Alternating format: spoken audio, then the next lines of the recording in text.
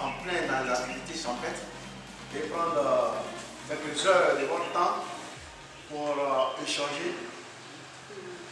Lorsque vous acceptez cela, c'est une grande chose. Donc nous disons merci. On va commencer par se présenter.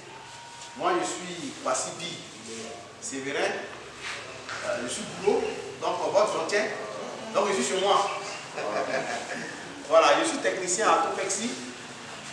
Je suis accompagné de votre fils, Dr Silué. Il est notre conseiller dans la recherche au sein donc, de la société. Donc nous sommes tous de la société Topexi. Vous connaissez bien Topexi à travers ses produits. Certainement vous connaissez les produits, mais vous ne connaissez pas Topexi. Donc aujourd'hui, on est venu faire connaître Topexi à travers ces produits qui sont sur le terrain. Mais en même temps, nous fournissons les insecticides qui sont utilisés dans le traitement donc, des champs de coton.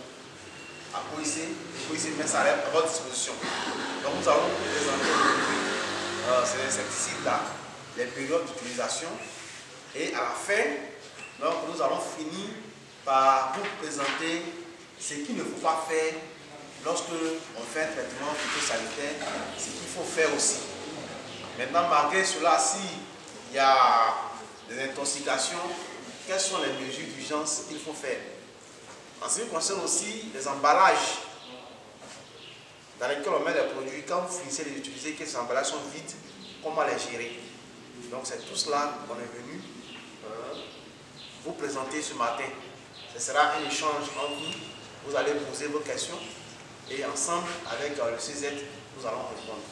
Voilà les raisons pour lesquelles on vous a appelé ce matin. La société Topexi, c'est une société indienne. Elle a été implantée en Côte d'Ivoire depuis 2007. Et nous œuvrons dans la distribution des produits phytosanitaires, des produits que vous utilisez dans vos champs. Vous savez, nous sommes fabricants. Nous sommes fabricants. Et lorsque nous fabriquons le produit, nous donnons les différents stades d'utilisation et les modes d'utilisation du produit. C'est comme en médecine. Nous avons les pharmaciens qui nous fabriquent les médicaments et il y a les médecins, les infirmiers qui sont avec vous dans les villages, qui connaissent vos problèmes de maladie et qui vous prescrivent les médicaments en fonction du stade de la maladie. C'est le même fonctionnement. Et donc nous fournissons les intrants à Koïsé. Et Koïsé a des techniciens qui sont auprès de vous pour vous donner ces orientations qu'il faut suivre. Au niveau du coton, il y a des stades d'évolution. On met la graine au champ, ça pousse, ça grandit, ça donne des fleurs, ça donne des capsules et le coton sort. Les fibres sortent. C'est le même processus qu'un enfant dans le cadre des humains. L'enfant naît, l'enfant est conçu, l'enfant est né, il grandit, il va faire 4 pattes, il va marcher et il va grandir. Et à chaque stade de son évolution, l'enfant a une maladie particulière qui peut l'attaquer. Et en fonction de ça, les pharmaciens, les laboratoires, les pharmaciens ont mis des vaccins en place de sorte qu'à tel stade, on va faire tel vaccin parce qu'à tel stade, telle maladie va prendre l'enfant. Donc, pour que la maladie ne prenne pas l'enfant, on va faire tel vaccin. Quand l'enfant évolue un peu à ce niveau, on fait un autre vaccin qui est différent du qu'on a fait parce que c'est en cette période-là que telle maladie prend l'enfant. Et ainsi de suite, jusqu'à ce que l'enfant devienne homme. C'est le même principe au niveau des plantes. Et donc, les agents qu'on met auprès de vous, c'est pour vous orienter. Ils ne viennent pas vous orienter dans le sens de vous dire que vous ne connaissez rien dans la culture du coton. Non, ils sont à côté de vous pour être des guides pour vous orienter pour que ça soit conforme à la production qu'on attend. Mais ce que nous constatons le plus souvent en milieu paysan, c'est que quand on les amène des agents auprès d'eux, certains estiment que moi, depuis que je suis né là, je suis avec mon papa, c'est le coton que j'ai fait. Il n'y a pas d'autre activité. Mais c'est ce gamin-là qu'on m'amène à côté de moi qui va venir m'apprendre comment il doit faire et puis m'embête tout le temps. C'est lui qui va me donner le calendrier. Ça, il ne faudrait pas que ça se fasse. Si on l'a mis à côté de vous, c'est pour qu'il puisse suivre toutes les étapes de l'évolution de la culture, de sorte à pouvoir avoir le rendement sur la superficie que vous faites. Voilà l'objectif des agents auprès de vous. Ce n'est pas vous qui les payez, mais on les met à côté de vous pour que vous puissiez avoir une grande production. Et cette production va vous servir. Vous allez nourrir vos familles, vous allez nourrir vos femmes, vous allez scolariser vos enfants, vous allez parler de deuxième femme, troisième femme, quatrième femme. Voilà ce qu'on veut atteindre comme objectif. Et donc il faut les écouter. Il faut les écouter lorsque vous devez déjà, à partir du moment où vous préparez votre parcelle, pour mettre en place votre coton, il faut déjà les informer parce que au niveau de la culture du coton, il y a un calendrier culturel.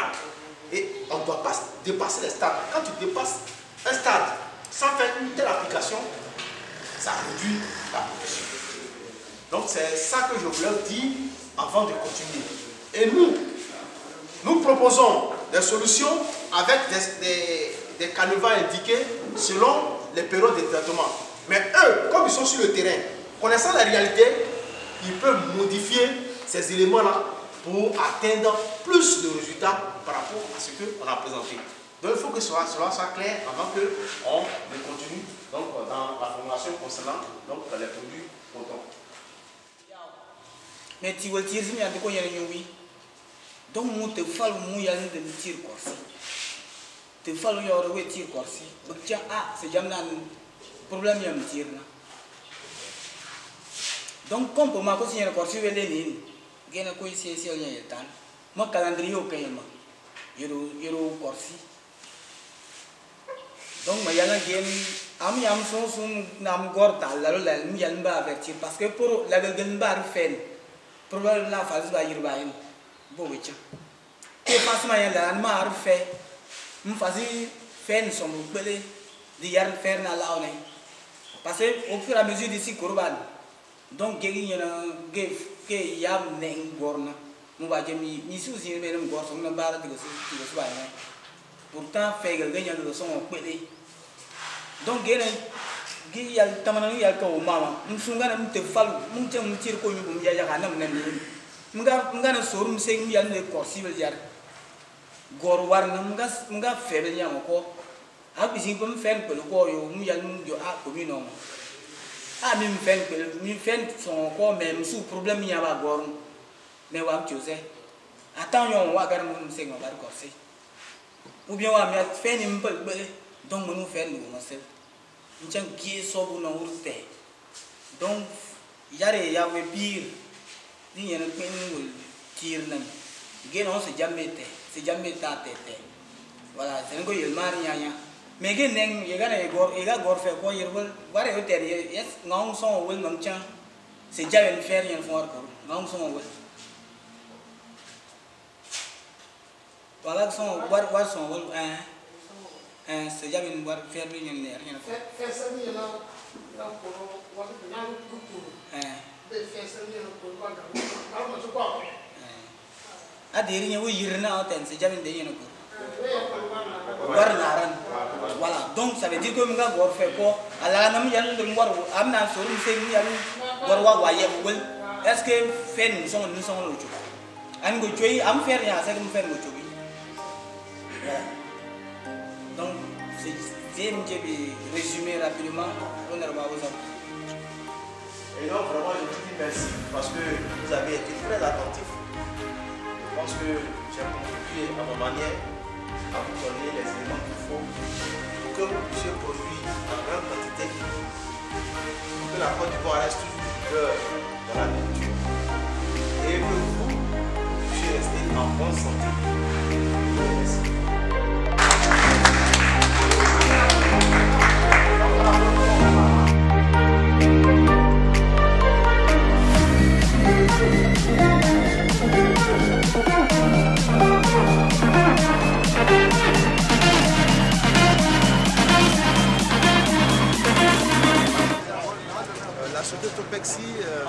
déjà avec OIC à travers les intrants agricoles au niveau donc, des champs de coton. Et donc nous n'avons jamais eu l'occasion de pouvoir présenter nos produits ainsi que leur mode d'utilisation à ces paysans-là. Et donc il fallait trouver un canal pour nous permettre de nous exprimer et leur présenter les différents produits et les modes d'utilisation. Il faut dire que le coton est très important en Côte d'Ivoire. Donc il faille multiplier les efforts dans la protection de la culture de sorte à rentabiliser. Merci bien. Ici, nous sommes au foyer des jeunes de Komorodougou, la région du Koro. Nous sommes en train de former les agents du COIC sur les techniques, les méthodes d'utilisation des produits phytosanitaires que Topex a homologués sur le coton et d'autres cultures. Pour ma part, nous avons constaté que les producteurs, les paysans sont intéressés par ce type de formation qui leur rend beaucoup de services. Non seulement qui leur permet de pouvoir mieux appliquer les produits dans les périodes indiquées et selon les doses de formulation pour tirer le maximum de bénéfices. Et ils sont très intéressés par ce type de formation parce que certains utilisent mal nos produits phytosanitaires, tant bien que ces produits sont très efficaces. Et lorsque vous utilisez le produit à une surdose ou bien à une sous-dose, et ça a des effets néfastes sur les cultures. Et je pense que ce type de formation devait être répété et mieux dans le temps. Parce que nous arrivons à un moment où la culture du coton est très avancée. Nous sommes à l'étape de floraison et de pleine fructification, de sortie des capsules. Or, la formation pourrait dû se faire depuis le début de la mise en place des parcelles de coton.